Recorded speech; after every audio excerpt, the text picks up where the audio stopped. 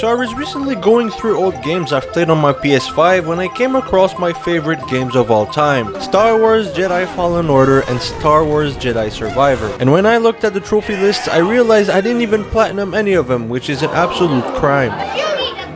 So to make things right, I decided that I would go back and platinum both of them, starting with Fallen Order. Fallen Order's platinum is somewhat easier than Survivor's, clocking in at an amazing 30 hours, which is 20 hours less than Survivor. So to begin, I had 19 out of the 40 trophies required, and that included the 11 story related trophies, as well as 8 more trophies I had probably just randomly unlocked. And so that leaves us with the remaining trophies I needed for this platinum. And in order to make it simple for myself, the first thing I needed to do was to go back to every single planet and 100% all of them. So this included collecting every single chest, secret, stim canisters, and completing every BD1 logs and databanks, for which you basically have to scan every scannable thing in the game. For me, most of the planets were far from fully discovered, as I had just focused on the story during my initial playthrough, so it's fair to say that the last thing this was gonna be is fun. That's what I'm saying. So I started this giant cleanup by going back to Bogano, as this is the first planet in the game. Also the first planet where I raged the hardest because of the horrific traveling system of this game. Honestly, I still don't understand why couldn't they just make a fast travel option or simply just make a better damn map, cause this thing was so hard to read and I found myself either completely lost or just running around in circles so many times during this playthrough. Honestly, if there was just a fast travel option, it would have easily saved like 10 hours of grinding, but listen, it's done now I guess, so enough complaining.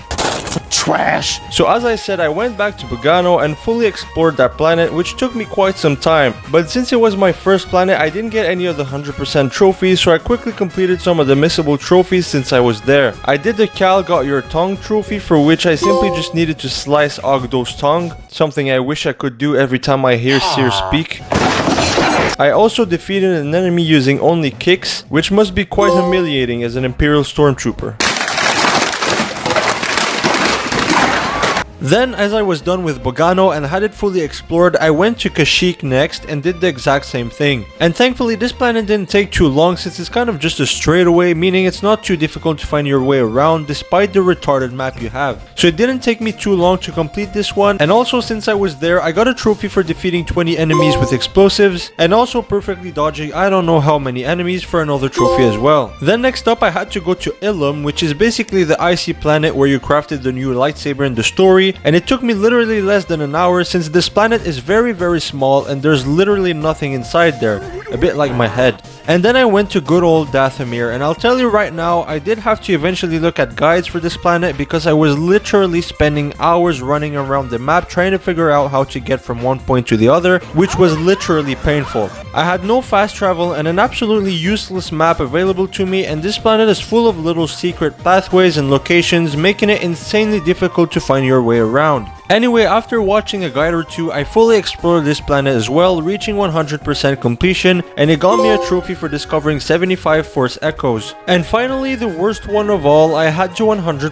Zepho. Now I say this is the worst one because this planet is easily the biggest one of them all, and is literally Dathomir but times 3. There are so many different pathways you have to take, and it's so hard to even just know where you have to go to get to the next chest you're looking for example. But thankfully, since this was my last planet, it's also the one where I unlocked the most trophies. The first one was for kicking back this creature that had previously kicked me. Then I killed 3 enemies using a single lightsaber throw, but sadly since I'm an idiot I lost the footage for this one, so you'll have to trust me. Then I got the trophy for finding all of BD1's encrypted logs and stim canisters. And after that I explored the crashed Vanator for another trophy and also defeated all 4 of the mysterious creatures, which are basically different beasts hidden around the map that you have to kill. Then I scanned all enemy types to complete BD1's databanks and completed all of BD1's holomap, which basically just means you've 100%ed every planet, and in order to do that I had to collect all chests and secrets, earning me another trophy. And lastly, I unlocked all of the Jedi skills to get the Feel the Force trophy. And now all I had left were just little quick grab and go trophies, and the first one was for killing an enemy by dragging him into his own blaster fire, the next one for defeating enemies while they're under the effect of your slow ability, but then stormtroopers are quite slow anyways, so I guess this this is kinda useless. And then I customized my lightsaber, BD1 and the Mantis for 2 more trophies. And finally I grew some plants in this shape, earning me the final trophy of this game and the first of 2 platinum trophies in this video. It was now time to attack the Jedi Survivor Platinum with its painful 50 hours worth of grinding, but somehow I already had 48 hours played on this game, but then only 29 trophies unlocked, so I'm not sure what the hell I was doing during my initial playthrough last year, but it sure wasn't grinding for the platinum. Or maybe I was, but I'm just retarded.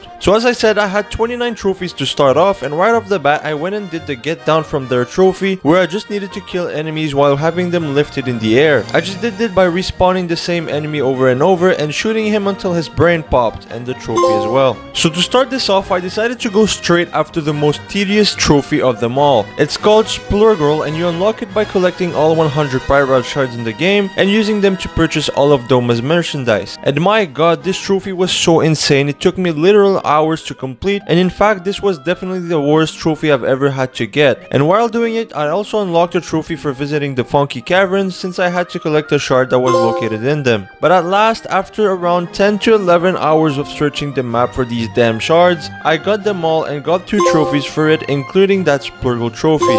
Then after this, the next trophy I went after was the Blood, Sweat and Tears trophy, for which I needed to complete all 4 stairs in the game. 4 stairs are basically like little portals that lead into either a fight or a parkour area, and there are 15 of them. And these did take me quite a while, since they're all spread around the map and hidden in little secret areas, and some of them were actually quite hard to complete. But when I reached my final one, I also did the Slam Dunk trophy for slamming at least 5 enemies at once, and when I finished it, I got the trophy pop. I then went and started completing all of the Jedi chambers, because there was a trophy for these also. Now this wasn't too hard, since there are only 7 of them, including the one you've done in the story. And also while doing this one, I pushed an enemy into the Shattered Moon Cannon for the This Is Canon trophy. And then when I completed my last Jedi chamber, which consisted of little puzzles that lead into different perks, I got that trophy show up too. And then I needed to scan every enemy type in order to complete the tactical guide, and the last enemy I needed to scan also happened to be the last legendary enemy I needed to kill, which was also a trophy of its own. So when I found that creature, I killed it quickly and it unlocked the true trophies at once. King of the World. Now it's true that I am, but it was also the next trophy I needed to get for reaching the highest point in the game. And surprisingly enough, it's also where the last perk slot was located, and in order to get there, I had to do a little puzzle sequence with 2 Nekos where I had to position them strategically in order to use them to jump to the higher ground.